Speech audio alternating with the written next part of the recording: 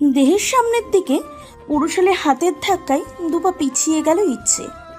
অগণিত মানুষের পদাচারণায় ব্যস্ত মহাসড়কের ঠিক মাঝখানে দাঁড়িয়ে কোনো ছেলের এমন স্পর্শ কোনো মেয়ের কাছে সেটা কতটা লজ্জার তা শুধু সেই মেয়েটিই জানে।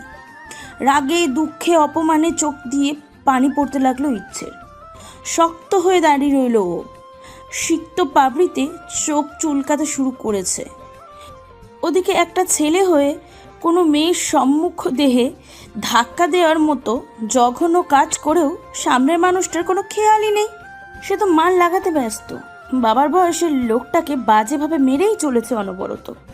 আর সেই মারপিট বন্ধ করতে গিয়ে এইভাবে অপমানিত হতে হলো ইচ্ছেকে।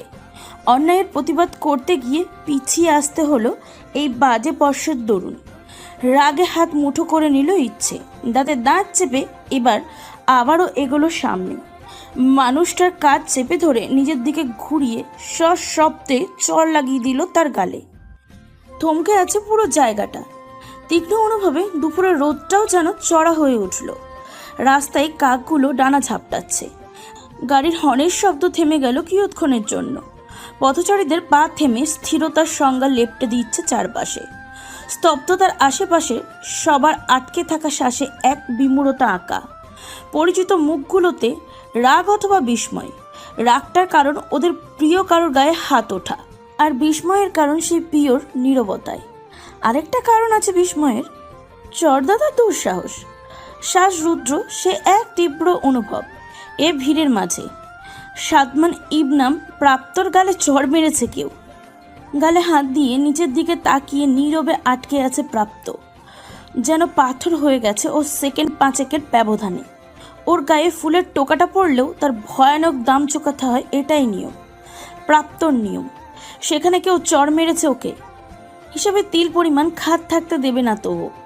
অগ্নিশর্মার রাগ নিয়ে যেই না মাথা তুলতে যাবে, দ্বিতীয়বারের মতন চড় পড়ল ওর গালে। অপমানিত হওয়ার রাগ সামলে না উঠতে পেরে আবার ওকে চড় মেরেছে ইচ্ছে। প্রাপ্তকে এবার মাথা তোলার সুযোগ না দিয়ে সোজা ওর কালো চেকের শার্টটা কলার চেপে ধরল। রীতিমতন ঝাঁকি দিয়ে চেঁচিয়ে বলল, তোর সাহস কি করে হলো ইচ্ছেকে ব্যাড টাচ করার? How dare you! পাশ থেকে জন পাঁচেক প্রায় হুড়মুড়ি খেয়ে পড়তে যাচ্ছিল ইচ্ছের উপর, কিন্তু প্রাপ্ত দুহাত জড়িয়ে ওদের থামতে বোঝাতেই থামলো ওরা। চদ্দা তার দিকে চোখ তুলে তাকালো প্রাপ্ত। ওর মুখের থেকে ইঞ্চি পাঁচেক দূরত্বে বেশ ফর্সা মতন এক মেয়ের চেহারা, তবে ফর্সা আর নেই এখন সেই মুখটা। লালাভ হয়ে আছে, হয়তো রাগে। নাকের ডকা চোখ রক্তিম হয়ে গেছে একদম। কান্নার দরুন ভিজে ওঠা পাপড়ি এতটা কাছ থেকে প্রচণ্ড ঘন দেখাচ্ছে। একদম সোজা চুলগুলোর সামনে কিছু ছোট্ট করে কাটা বলে গালে এসে লেগে আছে। হয়তো চোখের পানিতে ভিজে, নয়তোবা ঘামে। কানের বড় দুলটা চুরির সাইজের বড়। গলায় থাকা কালো চোকারে গিটারের সেপের লকেটটায় রোদ পড়ে চোখে লাগলো প্রাপ্তর। আস্তে করে ঘাড় ঘুরিয়ে চোখ বন্ধ করে নিল ও। আর ওকে অন্যদিক ফিরতে দেখে যেন গায়ে আগুন লেগে গেল ইচ্ছের। আবারও ওর কলার ঝাঁকিয়ে বলল, খোল বাস্টার্ড! অন্যদিক কেন ফিরছিস তুই? চোখ কেন বন্ধ করছিস? চোখ খোল! How dare you to touch me like that? How dare you! ফু দিয়ে একটা শ্বাস ছাড়ল প্রাপ্ত। ইচ্ছে থেকে না তাকিয়ে শান্তভাবে এবার ওর হাতে নিজের শার্টের কলারটার দিকে তাকালো ও। কলার দেখার পরিবর্তে চোখ গেল মেয়েটার হাতের দিকে। মুঠো করা হাত দুটো কাঁপছে। বাঁ হাতে থাকা কালো রঙের আংটি ব্রেসলেট দুটোতেই টোন সিম্বল। কবজিতে ছোট্ট করে টোন সিম্বলের ট্যাটু করানো। প্রাপ্ত হাত তুলে ওর মুঠোর থেকে নিজের কলারটা ছাড়িয়ে নিল। রাগের সর্বশক্তিতে কলার ধরেছিল ইচ্ছে, কিন্তু প্রাপ্ত এত সাবলীলভাবে কলারটা ছাড়িয়ে নিল, এতে আরেক দফা রাগ হলো ওর। কিছু বলার আগেই প্রাপ্ত ইচ্ছের দিকে ফিরল। ওর দু কাঁধ দু হাতে ঠেলে আরও পিছিয়ে দিয়ে আপাত মস্তক দেখে নিল ইচ্ছেকে। বয়সটা 22-23-এর বেশি হবে না মেয়েটার। পরনে কালো টপ, জিন্স, উঁচু হিল, শার্টের হাতার মতন হাতটা গুটিয়ে ভাঁজ দেওয়া, পুরোপুরি ছেলেদের মতন করে। একটা ক্ষুদ্র শ্বাস ফেলল প্রাপ্ত। মারপিটের সময় বাধা দিতে আসা এমন শার্ট পরিহিত হাতটা কোনো মেয়ের হবে মাথাতেই আসেনি ওর। কোনো দিক না তাকিয়ে ধাক্কা মেরেছে সেই হাতের মালিককে। ফলশ্রুতিতে স্পর্শটা বেশ বাজেভাবেই গেছে মেয়েটার জন্য। অবশ্য ওরও দোষ নেই, যেখানে এখানকার কোনো ছেলেই প্রাপ্তর সামনে দাঁড়ানোর সাহস পায় না, কেন কোনো মেয়ে আসতে যাবে ওর কাজে বাধা দিতে? আর যখন রেগে থাকে এমনিতেই কোনো কিছুর হুঁশ থাকে না প্রাপ্তর, তাই ওর কাজে বাধা দিতে আসার দোষ এই মেয়েরই। কলার ধরার চর দুটো তো আছেই। নিজেকে নির্দোষ অধিষ্ঠিত করে দুহাত পকেটে পুরে দাঁড়ালো প্রাপ্ত। গাছড়া ভাবে বলল, দোষটা তোমারই। প্রাপ্তর কাজে বাধা দিতে আসাটা উচিত হয়নি তোমার। প্রাপ্ত নামটা না চাইতেও ইচ্ছের মস্তিষ্কে বার কয়েক হানা দিল। উজ্জ্বল শ্যামবর্ণের সুঠাম দেহের অধিকারী মানুষটার যে কোনো কিছুর প্রাপ্তির পুরোটা অধিকার আছে, এমন ভাবের ঝলক আছে চেহারার। উচ্চতার সাথে মানানোই গরম তার। ভ্রুযুগল বেশ ঘন, কপালের সামনের চুলগুলো নড়চড় বেশি বলে মনে হয়। কালো চেকের শার্টের কলারের কাছে খোলা বোতাম দুটো আদলে গলার দৃশ্যমান রগ ছুঁয়ে ঘাম গড়াচ্ছে। হাতে থাকে মোটা ফিতার ঘড়িটার চেয়ে ঘামে সিক্ত লোমগুলো নিমিলিত শয়ন বেশ আকর্ষণ বলে মনে হলো ইচ্ছে। তোমার ভুলে তোমাকে সরিয়ে দিতে গিয়ে যেটা ঘটেছে সেটা আমার আকস্মিকতায় ঘটেছে, আর তার বিপরীতে তুমি আমাকে একটা নয় পরপর দুটো চর মেরেছ। হিসেবটা কিন্তু এখানেই বাড়তি মিস। কিন্তু তাতেও থেমে থাকুনি তুমি, কলারও ধরেছ আমার। এখনো ভদ্রতা দেখাচ্ছি। সাদমান ইনাফ প্রাপ্ত প্রথমবারের মতো আজ হিসেবে পাওনা রাখবে। বিনিময়ে দুটো কাজ করো, just say sorry and leave. কথাটা বলেই পাশে তাকালো প্রাপ্ত। ওর অনবদ্য ধারণা ইচ্ছে ভয়ে ওকে সরাসরি সরি বলতে পারবে না, তাই পাশ ফিরল ও।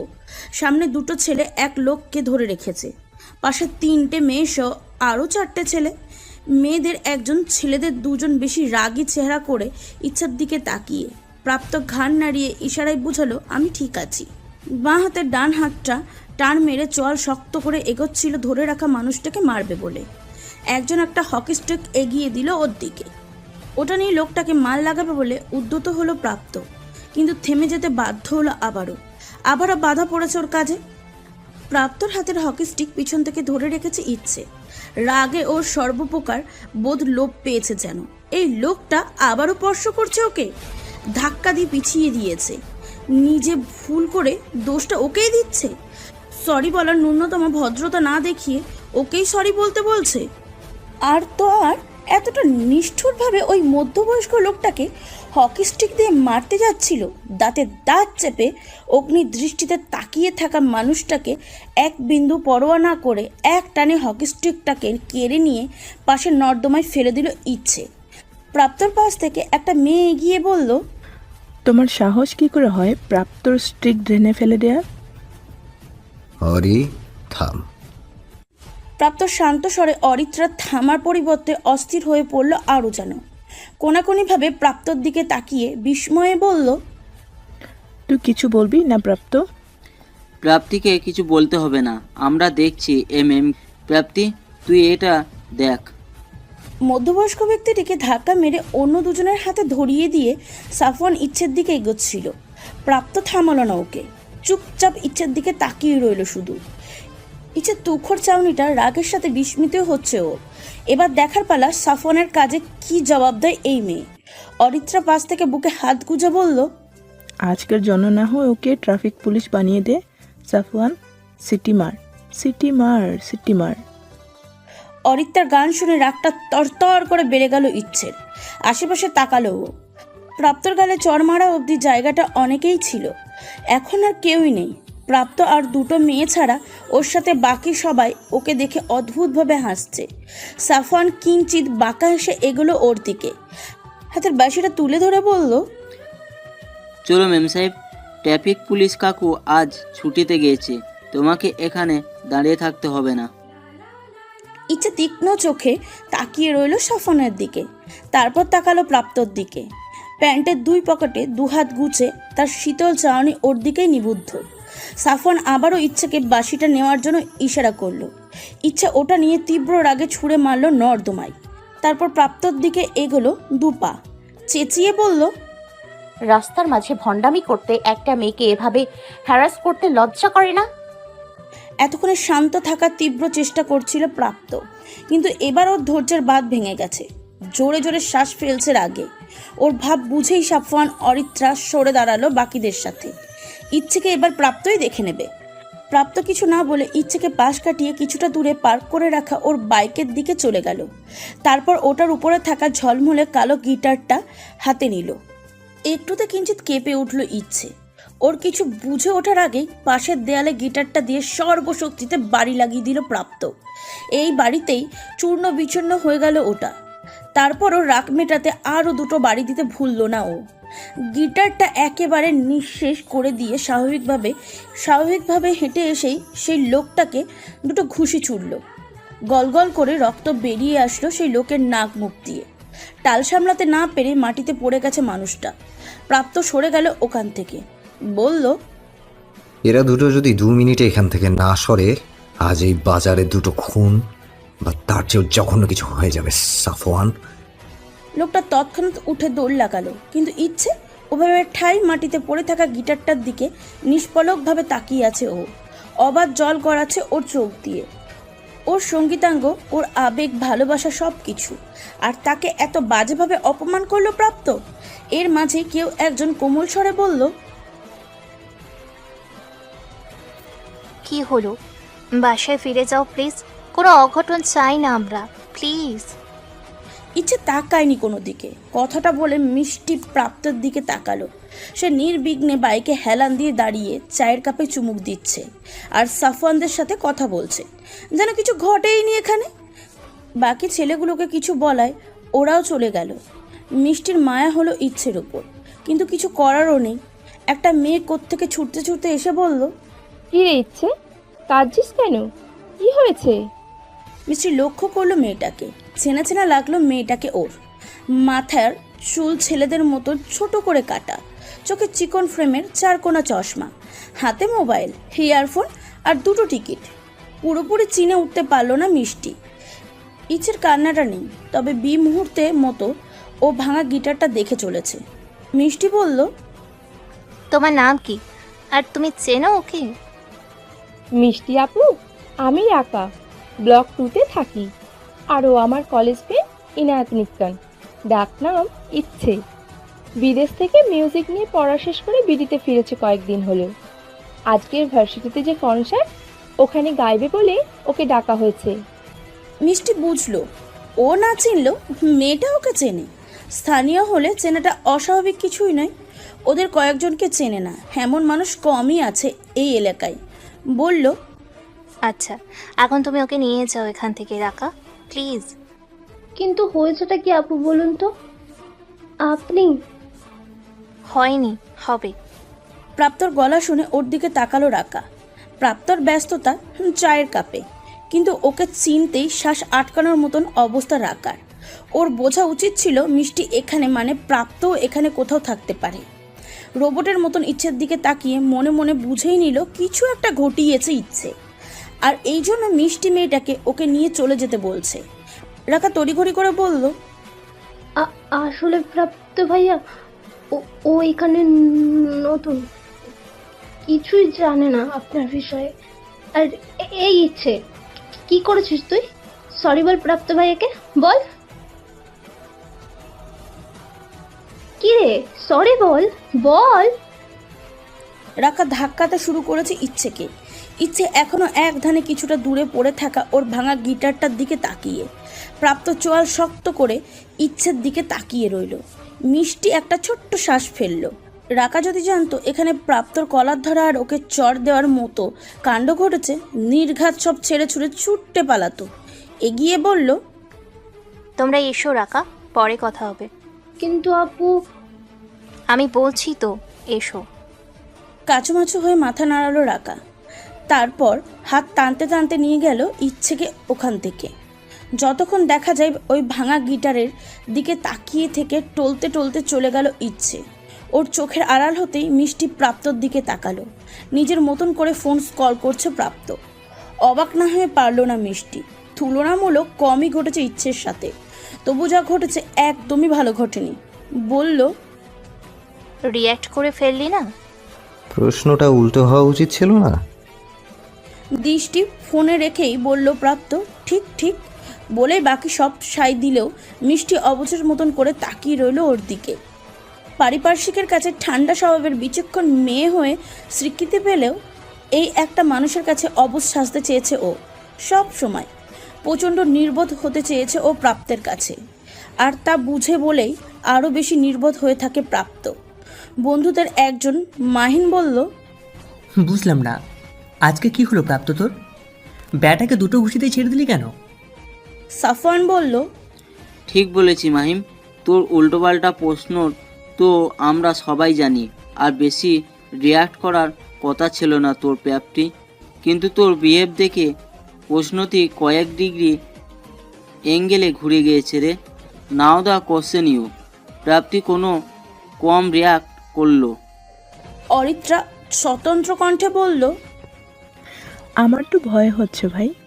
প্রাপ্ত ওর সেই অদৃশ্য অনুভবে থাকা গ্রামীণ শ্যাম কন্যাকে এই ভিনদেশি শ্বেতাঙ্গী রকস্টারের মাঝে গুলিয়ে ফেললো কিনা কে জানে। শব্দ করে হেসে দিল তিনজনই, শুধু মিষ্টি আর প্রাপ্ত বাদে। মিষ্টি তাকিয়ে রইল প্রাপ্তর দিকে। এই না দেখে মেয়েটার জন্য কত ভালোবাসা গচ্ছিত করে রেখেছে প্রাপ্ত। দেখলে শুনলে হিংসা হয় ওর। প্রাপ্ত মোবাইল পকেটে পড়ল ওর। রাস্তার সামনে শিমুল গাছটায় অনেক ফুল ফুটেছে, সেদিকে তাকিয়ে মৃদু হেসে বলল, সে গুলিয়ে ফেলার কেউ না অরি, সে তো অনুভবের কেউ। আর যেদিন তাকে অনুভব করব, মন প্রাণ উজাড় করে অনুভব করব, আমার হৃদয় কেন চারপাশেও সেদিন এক বিন্দু নিশকতা থাকবে না। ওই শিমুলের মতো রাঙা হবে সবটা। Trust me. আপাতত চল এই রকস্টারের হিসাব মিটিয়ে আসি। শেষ লাইনে পুরো স্বরই পাল্টে গেছে প্রাপ্তর। সানগ্লাসটা চোখ দিয়ে পকেটে দুহাত গুজে পা বাড়ালো কনসার্টের দিকে। প্রাপ্তর ঠোঁটের অদ্ভুত হাসিটা দেখে মিষ্টি মাথা নামিয়ে নিল। হতাশার শ্বাস বেরোলো ওর ইচ্ছের কথা ভেবে। আর কি কি অপমান অপেক্ষা করছে মেয়েটার জন্য কে জানে। বসন্ত উৎসব পালন উপলক্ষে ভার্সিটিতে আজ কনসার্ট আছে। ক্যাম্পাসে সুবিশাল মাঠে সুই ধারণের জায়গাটাও নেই। পুরো মাঠে লোকরান্য। বন্ধুবল নিয়ে প্রত্যেকে মেতে আছে মনের মতন করে উল্লাস করবে বলে। স্টেজের সামনে দর্শক সমাজে বাঁধ ভাঙা স্বরে চেঁচিয়ে চলেছে, ইচ্ছে ইচ্ছে হওয়ারই কথা।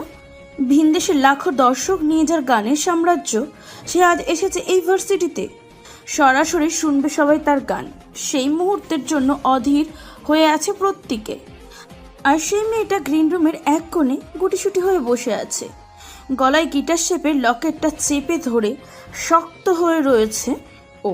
চোখ দিয়ে পানি পড়ছে না, তবে কেঁপে কেঁপে উঠছে একটু পরপরই। রাকা হন্তদন্ত হয়ে লক খুলে ভিতরে ঢুকে আবারও দরজা লক করে দিল। ওর সামনে এসে হাঁটু করে বসে বলল, ইচ্ছে এই ইচ্ছে আর কতক্ষণ এভাবে বসে থাকবি? তোর পারফরমেন্সের সময় হয়ে গেছে। অডিয়েন্সে এক্সাইটমেন্ট ওভারলোডেড ইয়ার।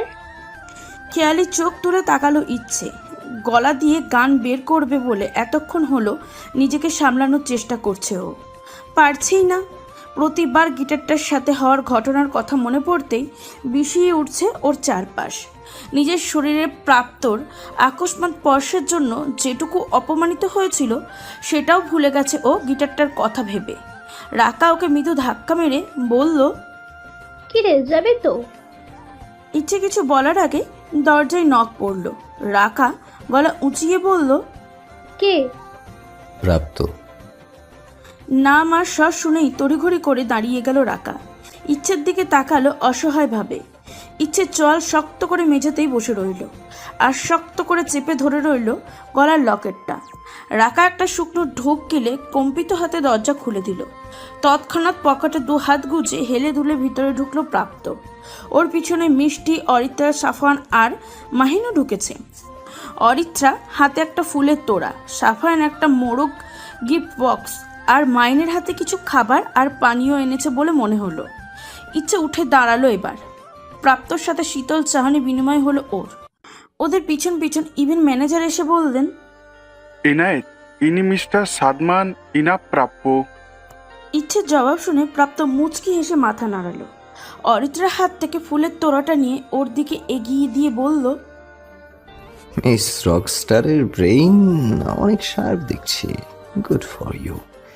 এনিওয়েজ, প্রাপ্তর এলাকায় স্বাগতম তোমাকে। প্রথম দেখার সময় বলা স্বাগতবাণী আর অভ্যর্থনার কর্মযোগ্য হয়তো পছন্দ হয়নি তোমার, তাই আবার এলাম তোমাকে ওয়েলকাম করতে।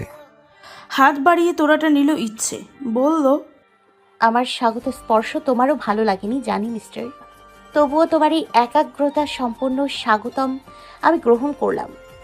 ওয়েলকামের জন্য থ্যাংক ইউ। ইচ্ছের স্পষ্ট জবাবে ওকে কষ্ট দেওয়ার জেদটা আরও নাড়াচাড়া দিয়ে উঠল প্রাপ্তর। ইভেন্ট ম্যানেজার হাতের ঘড়িটা দেখে বললেন, মিস্টার প্রাপ্য, আপনারা কথা বলুন তবে। ইনাইতে পারফরমেন্স এখনো 15 মিনিট লেট। আমি বাকি দিকটা একটু। একদমই গুরুত্বহীনভাবে বলল সাফওয়ান, যেন ও বিরক্ত এই লোকটার মাত্রাধিক আপ্যায়ন দেখে। ইভেন্ট ম্যানেজার চলে যেতেই রাকা বলল, ইয়ে মানে প্রাপ্ত ভাইয়া, বসুন না। মিষ্টি আপু, আপনিও। সাফান ভাইয়া, আপনারা। এত সম্মান তোমাকে দেখাতে হবে না ম্যাডাম, অধিভক্তি চোরের লক্ষণ। মাইনের কথায় চুপসে কাচুমাচু হয়ে দাঁড়ালো রাকা। ততক্ষণে ইচ্ছে প্রাপ্তর কোনো সমদৃষ্টি বিনিময় চলছে। মিষ্টি না এইসব সমর্থন করতে পারছে না চলে যেতে পারছে।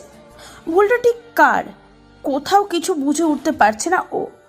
রাস্তার লোকটা এক ফুলকরণী বাচ্চা মেয়েকে বাজে স্পর্শ করেছিল বলে তাকে মারছিল প্রাপ্ত, আর ওকে আটকাতে এসেই বাজে স্পর্শের মুখোমুখি হতে হয় ইচ্ছেকে।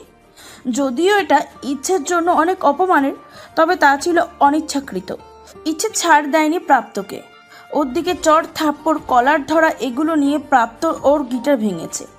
কাকে কি বলবে মাথায় ঢুকছে না মিষ্টির। এক কোণে জানলার দিকে চলে গেল ও।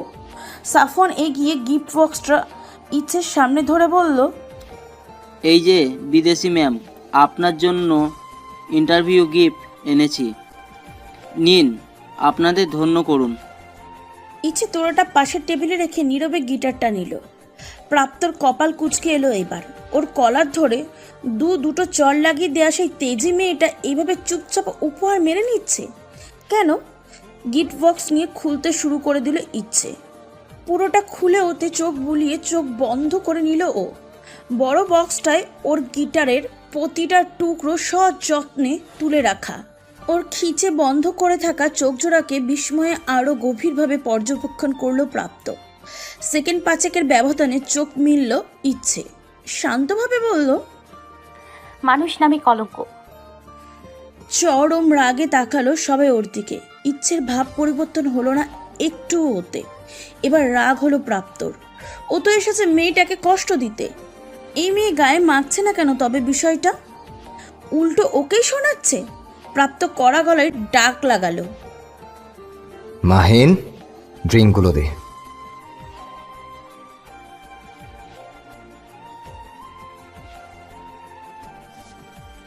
হ্যাবিট। পারফরমেন্স আছে আমার। ফাইন। কথাটা বলে প্রাপ্ত একটা বোতল নিয়ে রাকার সামনে তুলে ধরলো, বলল, তোমার বান্ধবীর পারফরমেন্স আছে, তাই ওর পরিবর্তে এটা তুমি খাবে। রাকা শুকনো ঢোক গিলল। এই বোতল শেষ করতে গিয়ে ও শেষ হয়ে যাবে তা বেশ বুঝতে পারছে ও। প্রাপ্ত ঠান্ডা আওয়াজে বলল, খাবে তো, নাকি বলবে মিস রকস্টারের মতো তোমারও পারফরমেন্স আছে? রাকা একটা কিছু বলার মতন পেল না। দোয়া দরুদ পড়তে পড়তে কাঁপা কাঁপা হাতটা বোতলের দিকে বাড়ালো ও, কিন্তু ও নেয়ার আগেই সেটা নিয়ে নিল ইচ্ছে। ছিপি খুলে মুখে পুড়তে যেন আগুন ধরে গেল ওর কণ্ঠনালী জুড়ে। এতটাই ঝাল ওই পানিতে যা অকল্পনীয় যে কারোর। চোখের কোণা দিয়ে জল গড়াতে লাগলো ইচ্ছে। রক্তিম হয়ে উঠেছে পুরো মুখ চোখ ওর। তবু ঢোকের পর ঢোক পুরো বোতল শেষ করে দিল ও। একটা কথাও কেউ বলছে না আর। বিস্ময়ে ইচ্ছেকে দেখছে প্রত্যেকে। জ্বলন্ত টলমলো শরীরটা নিয়ে ইচ্ছে কোনো মতো বলল, গিটারটা না ভাঙলেও পারতেন মিস্টার গ্যাংস্টার। কথা শেষ করে ঢলে পড়ল ইচ্ছে। জ্ঞান হারিয়েছে। ঝাল খেতে পারে না ও কোনো কালে। এত ঝাল সইবে কিভাবে? তবে জ্ঞান হারিয়ে পড়ে যায়নি একেবারে। কাছে দাঁড়িয়েছিল বলে দু বাহুতেই প্রাপ্ত ওকে আগলে নিল। বাকি সবাই থমকে আছে যেন। প্রাপ্ত কিয়ৎক্ষণ তাকিয়ে রইল ঝালে মরিয়া হয়ে থাকা ওই চেহারাটার দিকে। ইচ্ছের গাঢ় খয়েরি লিপস্টিক দেওয়া ঠোঁট শুকিয়ে উঠেছে একদম।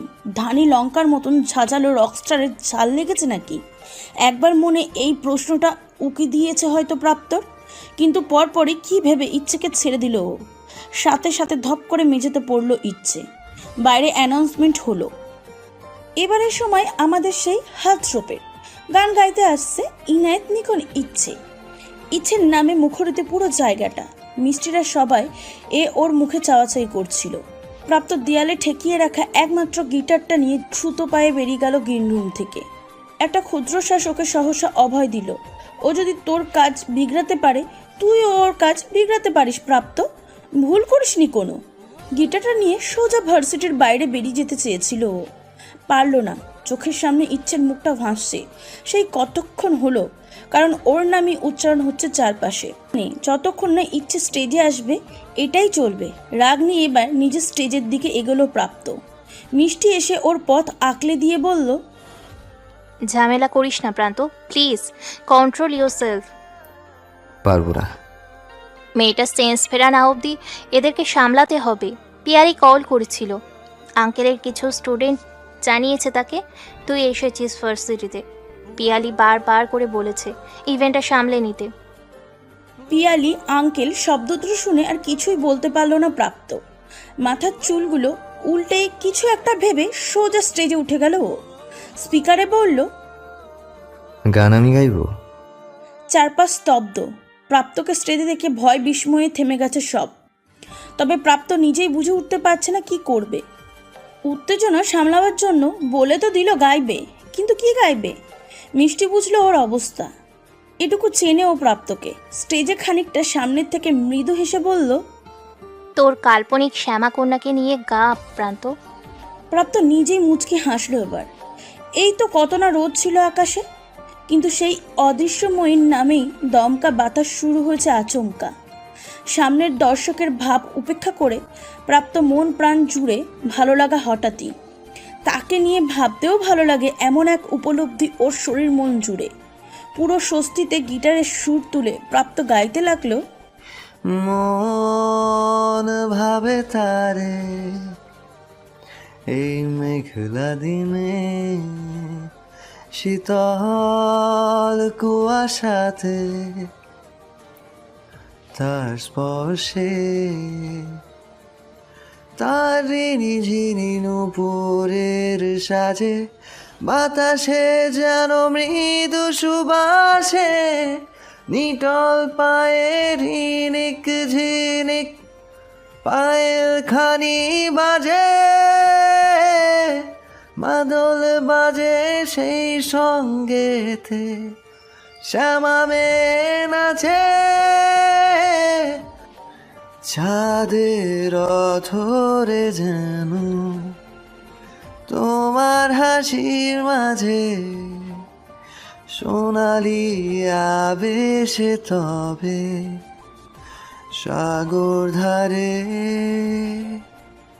হৃদয়ের মাঝে কবে বেঁধেছিলে বাঁধন, ভালোবাসা তবে কেন মনের অগোচরে। ভয় বিস্ময় সব ভুলে গানটা দর্শক শ্রোতারা উপভোগ করছিল। মেতে উঠেছিল প্রাপ্তর গানে। কিন্তু এটুকু গেয়ে চোখ বন্ধ করার সাথে সাথেই চোখ জোড়া খুলে ফেলতে বাধ্য হলো প্রাপ্ত। চোখ বন্ধ করার পর ইচ্ছের চেহারা আবারও সামনে এসেছে ওর। গান থামিয়ে একটু দিশেহারার মতন প্রাপ্ত সামনে দর্শক স্রোতের পুরোটাই চোখ বোলালো এক পলক। সত্যিই অগোচরে সে ভালোবাসা, সে অনন্যা নেই এই আধুনিক বেশধারীর ভিড়ে। থাকার সম্ভাবনা নেই, তবে কোথাও নেই এটা মানতে নারাজ প্রাপ্ত। কোথাও না কোথাও তো আছে সে। নিয়তির কোন অন্তরিক্ষে আছে সে? এই একটা প্রশ্নের উত্তরের অপেক্ষায় কাতর চোখ জোড়া অন্যদিকে সরিয়ে নিল ও।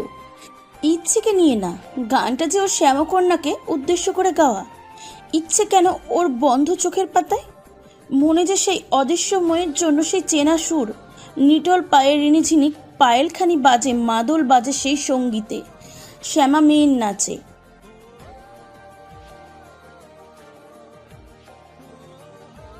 মায়ের কর্কশ আওয়াজ শুনে খই সর্বোচ্চ স্বরে বলল, আইতাসি মা। হন্তদন্ত হয়ে কোমরের গোছা ওড়না ছেড়ে দিল। এখন যদি মা বাড়ি থেকে বেরোয়, সত্যিই মাছ কাটার বটিতে গর্দান যাবে ওর।